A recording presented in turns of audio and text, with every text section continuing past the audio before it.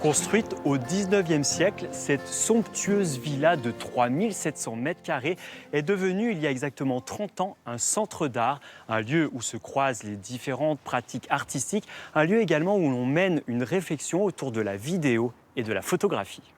Bonjour Laurie. Bonjour. Merci de nous accueillir à la Villa Tamaris. C'est un plaisir. On peut dire qu'ici, on est un peu dans un temple de la photographie. Oui, tout à fait. C'est devenu, depuis 2019, un centre exclusivement dédié à la photographie. Donc, nous avons 3 grandes expositions par an qui durent à peu près 3 mois. L'histoire de ce centre de la Villa Tamaris commence bien avant. C'est-à-dire que depuis 30 ans, vous présentez des expositions ici? À l'époque, c'était beaucoup plus de la peinture, de la figuration narrative. On avait 16 expos par an, beaucoup de sculpteurs, de la peinture, de Paris. Donc, c'était très varié. Willy Ronis, Robert Doisneau, Flore, des grands noms de la photographie ont été présentés sur les 6 messes de la Villa. Aujourd'hui, le centre d'art expose un autre géant de la photographie, le Brésilien Sebastião Salgado. L'entrée est gratuite, c'est ça? Oui, l'entrée est libre, tout à fait. Nous pouvons recevoir des scolaires, des médiateurs qui sont là pour recevoir des adultes, autant que des scolaires, des petits groupes. C'est sur réservation, bien entendu, mais ça reste gratuit. Mais la Villa Tamaris cache un autre trésor, direction les sous-sols. Là, on rentre dans la réserve de la Villa Tamaris qui accueille le fonds métropolitain d'œuvres d'art. Bon, là, c'est un peu l'arrière-boutique.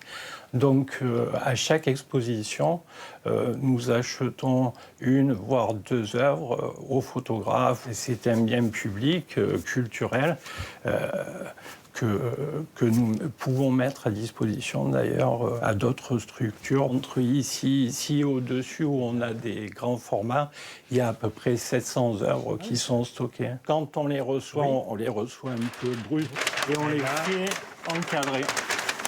Donc là, par exemple, vous avez une œuvre de Carolina Bitbol qui est revenue de l'encadrement. Et pour Salgado, vous avez déjà choisi l'œuvre que vous avez alors achetée? on a choisi une œuvre qui s'appelle Amazonia. Ah oui? Et que là, on est en train de passer la commande. Voilà. De par sa monumentalité, la Villa Tamaris rappelle les grands palais italiens. Construite à partir de 1890, cette villa fait partie d'un ensemble balnéaire de luxe imaginé par Michel Pacha. Alors Michel Pacha est un officier de marine qui va faire fortune en construisant les phares de l'Empire ottoman sous le Second Empire. Et donc, il va également être maire de Sanary-sur-Mer sous 2 mandats. Mais il va vouloir construire à Tamaris ce qu'on appelle une ville de saison. Et donc, progressivement, il va se porter acquéreur d'un certain nombre de terrains et construire plus d'une centaine de villas, un casino, un grand hôtel et un institut de biologie marine. C'est depuis ce magnifique point de vue sur la baie de Tamaris que notre parcours dans la rade de Toulon se termine. La rade dans laquelle il reste de nombreuses choses à découvrir. Et je vous donne rendez-vous bientôt pour de nouveaux vues d'ici.